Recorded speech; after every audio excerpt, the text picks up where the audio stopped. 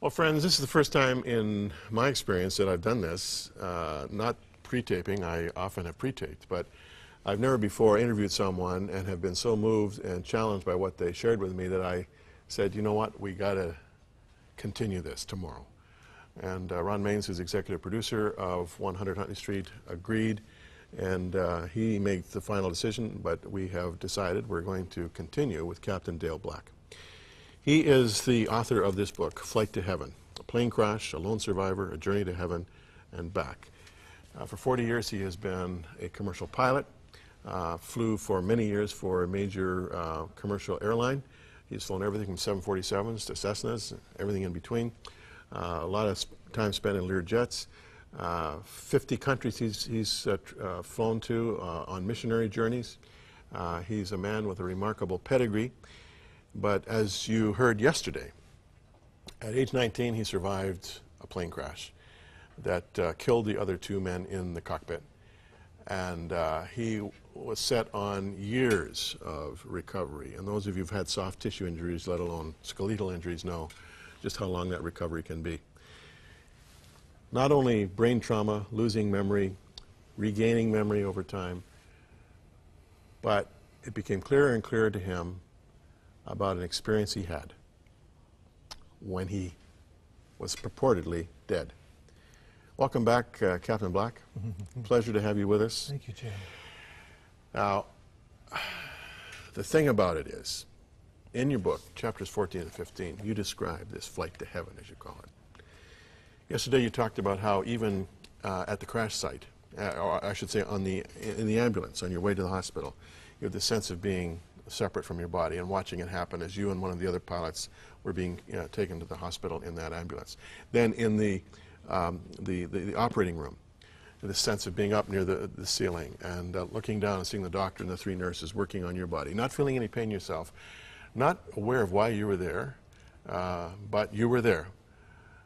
And then this sense of being transported at breakneck speed to this beautiful city. Now we have the time.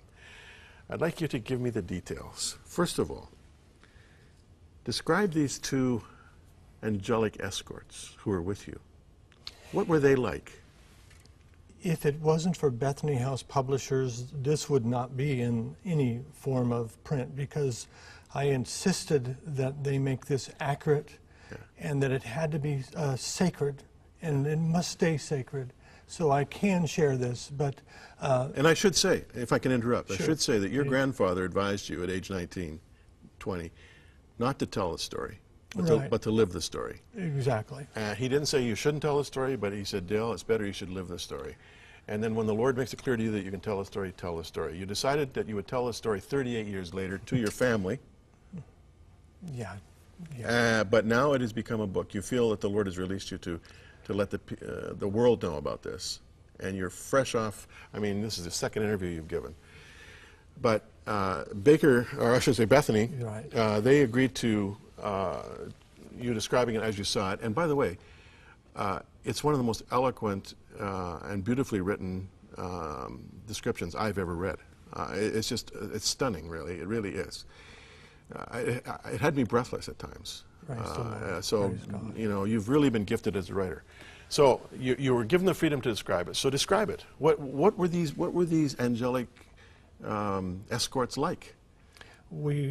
I was traveling through what looked like deep space, moving past light that was blurring by at, as you had described, breakneck speed. And in the distance, I was seeing a giant light. But about that time, I recognized that I was not traveling alone.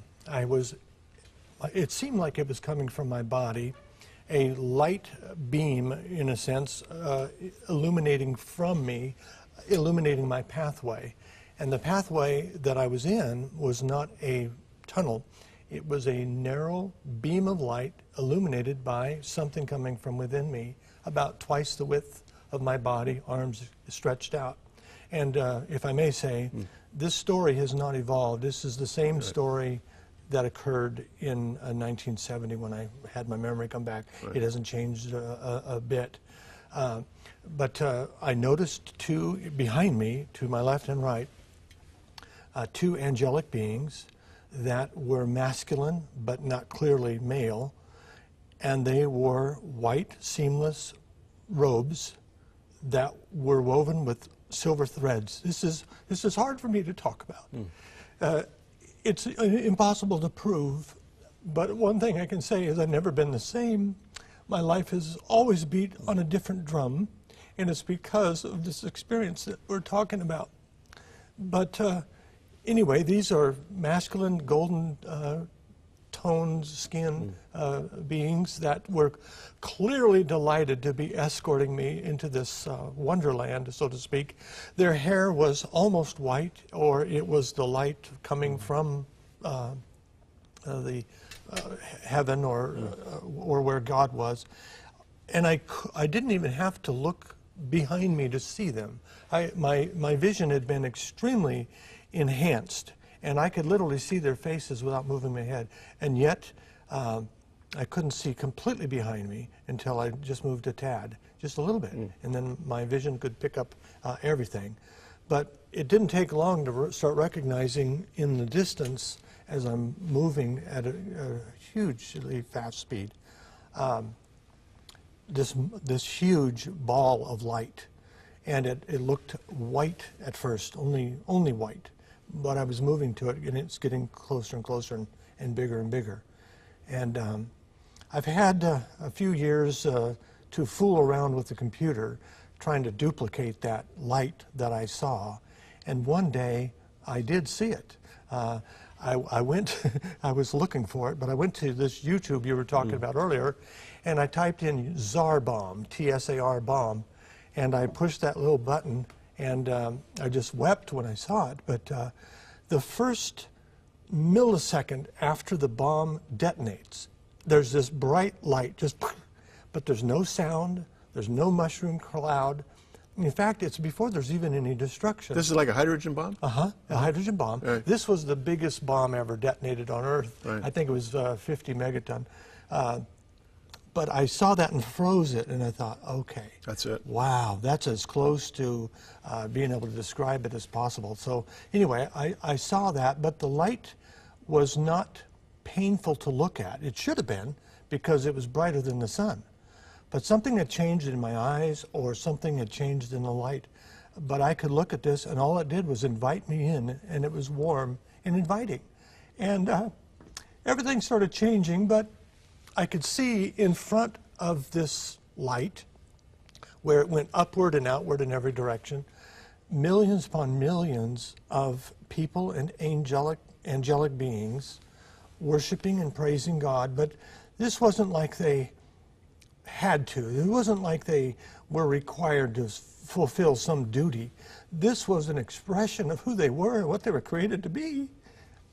You know, we see this in rock concerts. Yeah. You know, these people, you know, that's this, in some cases, it's, you know, on earth we have this natural desire, I believe, that was made in the beginning when we were created by God and in His image to worship Him. And it's an expression of who we really are. It's, if we can worship the one true God, and there is only one true God, and there's only one way to that God, and thank God it is through Jesus Christ. But I saw this worshiping going on, the music and the light, and this was happening all pretty quick. But my eye was able to move from that sea or ocean of people, and I'm hearing all the music, seeing all the colors. And Jim, I don't know, this is only the second time I've had a public conversation like this, but I don't know how to describe color to someone who's been blind since birth. You know, how would I describe red to that person or blue? I don't know.